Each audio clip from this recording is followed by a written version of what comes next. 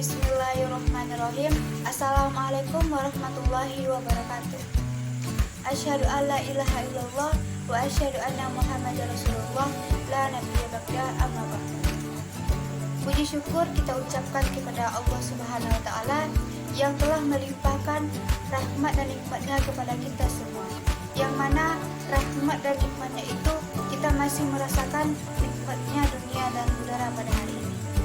Salawat beriringan salam tidak lupa pula kita sampaikan kepada Nabi besar kita Muhammad SAW.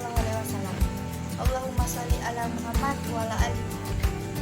Yang terhormat Rektor Universitas Negeri Padang, yang terhormat Ibu dosen Dian Malikal Mana sebagai dosen pengampu, dan yang saya sayangi teman-teman seperjuangan saya. Baiklah, untuk kesempatan kali ini saya akan memberikan judul video saya yang berjudul Ekonomi di Masa Pandemi. Indonesia dihadapkan dengan banyak persoalan dalam aspek ekonomi di masa pandemi, atau yang kita sebut dengan corona.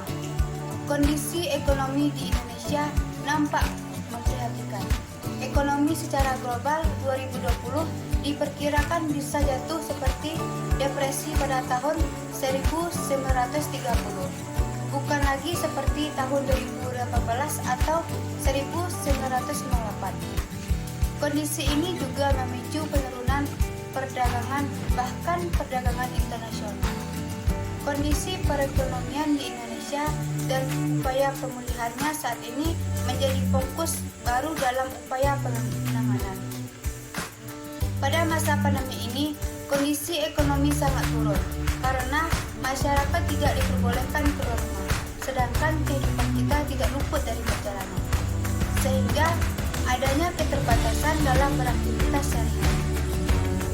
Corona ini memang telah merubah banyak hal dari kehidupan normal manusia, mulai dari kebiasaan melakukan interaksi dan kebiasaan dalam memelihara kesehatan. Pada pandemi ini juga membuat kita berada di jurang resesi. Meskipun demikian, pandemi ini bisa dijadikan sebagai momentum refleksi diri, momentum untuk lebih mengetahui kelebihan dan kelemahan kita sebagai individu, kelompok masyarakat, dan bangsa yang berdaulat. Kita tidak boleh terpecah oleh isu-isu yang tidak penting, yang bersifat hoaks. Kita harus tetap bersatu dan optimis bisa melewati pandemi dan meningkatkan kembali perekonomian kita untuk kesejahteraan rakyat dan negara. Karena ketidakstabilan ekonomi pada masa pandemi ini, kita harus bisa menciptakan sebuah usaha sampingan tanpa harus berinteraksi secara langsung dengan orang banyak. Mengingat berlakunya anjuran dari pemerintah agar tidak keluar rumah atau yang disebut dengan PSBB, banyak orang yang mengakses pekerjaan, pendidikan, ataupun tempat hiburan melalui teknologi informasi secara online. Hal inilah salah satu penyebab perekonomian melemah. Menteri Keuangan Sri Mulyani baru-baru ini juga memprediksi pertumbuhan ekonomi di Indonesia bahkan bisa serendah 2,5 bahkan sampai 0%. Hal ini akan terjadi jika masalah wabah ini memburuk dan bertahan selama lebih dari 6 bulan. Perdagangan internasional yang jatuh sebanyak 30% dan industri penerbangan yang jatuh sebanyak 75%.